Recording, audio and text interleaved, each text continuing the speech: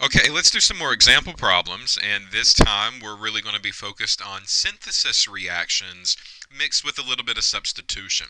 So if you look at the first example problem, starting with cyclohexene, how could the following be prepared? And then we're given two, A and B, and A says, well, we need to make methoxycyclohexane, and B says, well, we need to make cyclohexylmethylamine.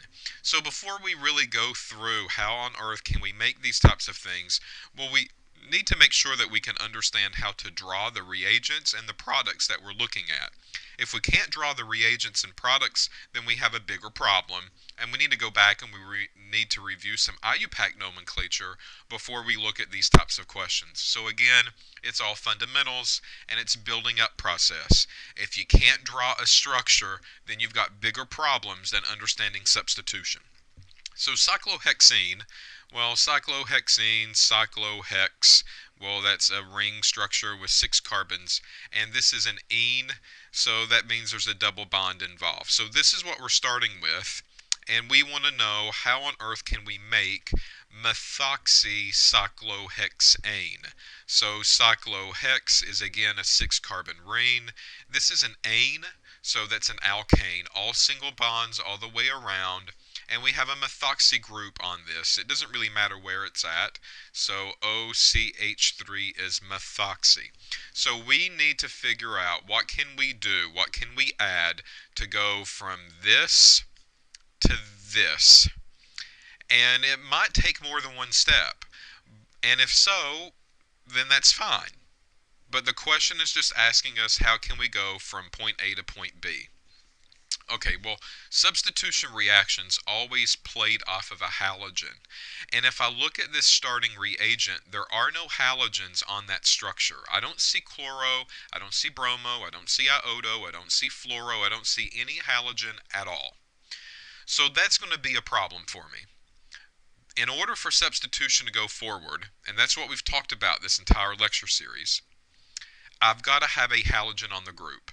So I've got to figure out how to put a halogen on there first. Okay, well, that is going down the road of thinking about substitution reactions. That's not the only route that we can choose to make this product. So we're going to look at two routes, two forms in order to make this work.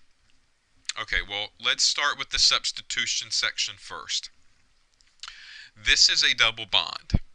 I know that I need a halogen, and once I put a halogen onto the molecule, then I can replace that halogen with another functional group like the OCH3. So the first thing that I probably would want to do is take my cyclohexene and add something like HBr to it. And when I do that, that HBr targets the double bond and breaks it. H goes on one position and Br goes on the other position. So that's going back and playing off of the alkene reactions. So I get the cyclohexane with the bromo group. Well, now I know that I can substitute that bromo group. That's what we've learned about in all of these videos. So I just need to bring in some kind of nucleophile. Now this is a secondary carbon, so SN2 would traditionally happen. So I would probably want to match that by bringing in a strong nucleophile. And then when I do that, this bromo will leave and the OCH3 goes on at the same time. And then I end up with this product up here that I want. So that's one route that we can choose in order to make this thing work. I could take my cyclohexene, add HBr to put bromo on it. And then I could kick the bromo back off by adding something like sodium methoxide or the methoxide ion. And then that would do a substitution reaction. Bromine would be kicked off and OCH3 goes on. However, there is another way that we could do this. So this is route number one. Route number two is that I could take this cyclohexene and I can add just really alcohol and a little bit of acid. And this was another one of those alkene reactions that we talked about back in the day. So this protonates the alcohol.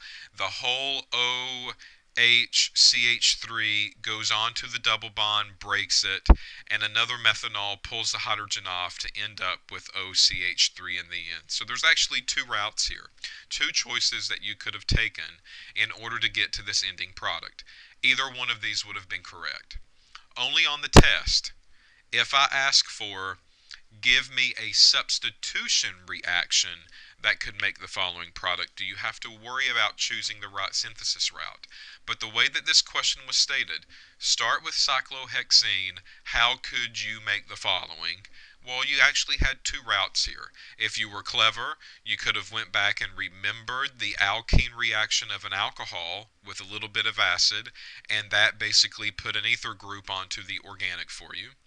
Or you could have followed the substitution trend and did HBr to add bromo on it, and then substituted that bromo with another nucleophile like OCH3 in order to get that product. And either one of those would have been fine.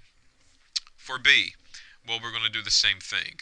We're going to start with cyclohexene, and we want to know what would we do to get cyclohexyl. So there's my cyclohexyl group, methylamine. So that means the amine was here, and then we got a methyl group. So cyclohexyl on one, methyl on one, and there's our amine in the middle. Now this nitrogen has to have 3 bonds, so there's a missing H. I can put that there if I want, but that's where it needs to go. Okay, so what do we need to do here? Well, the same kind of thing, really. There's no difference. I can't do anything with this bond to make an amine with. We did not talk about that in the alkene reactions, period. We never really focused on how to put an N group onto a double bond. So the only option here is a substitution reaction. So I know that I probably need a chlorinated or brominated compound. So I'll add HBr first, and that will give me this ring with a bromo on it. And then I need to substitute that with the nucleophile that I want to bring into the picture. So bromo goes off, and then the NHCH3 goes on, and now all of a sudden we get that product that we're after. So there's A and B, and A actually has 2 routes that you could have chose. For now, B only has 1 route for you to choose. But that's how we would end up making cyclohexyl methylamine. In the second part, it says rank the following from last to worst, or from the best to the worst nucleophile. And then they give us a list for A and B. A has 3 possibilities for us to choose from, and B has 2 possibilities to choose from, but they play with our mind a little bit because for A they put it in methanol, and for B they put it in DMSO, dimethyl sulfoxide.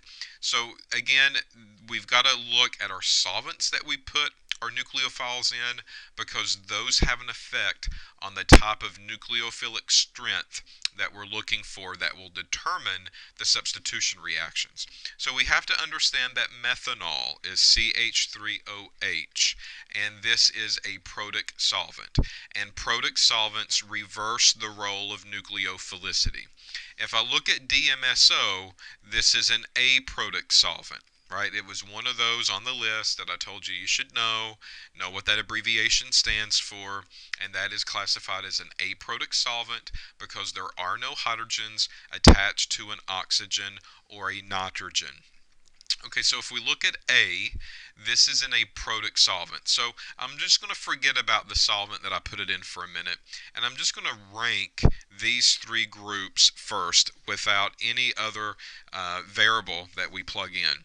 So we go back to this list, and this is the list that I told you that you should have on the test, that you should know how to read and understand. And at the bottom of this list, I'm going to see my NH2 group. That's Miss America. That's the prettiest. So the ranking of the prettiness goes from here and then finally up. So the ones up on top are a little uglier than the ones on the bottom. So the ones that are closest to the bottom on this particular list are the better nucleophiles of the bunch. So let's figure out where these things are.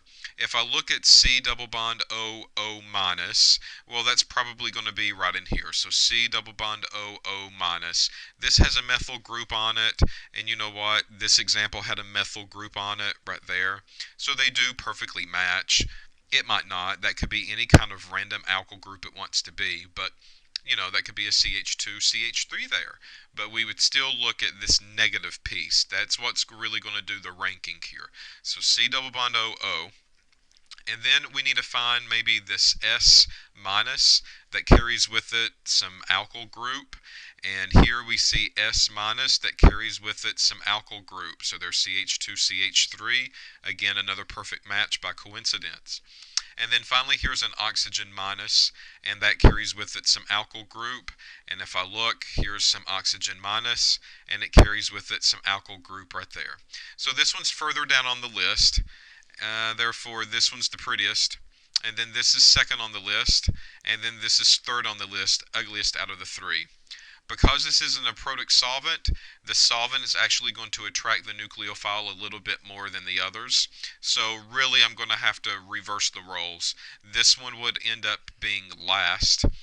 This one would end up being first, and that one stays in the middle.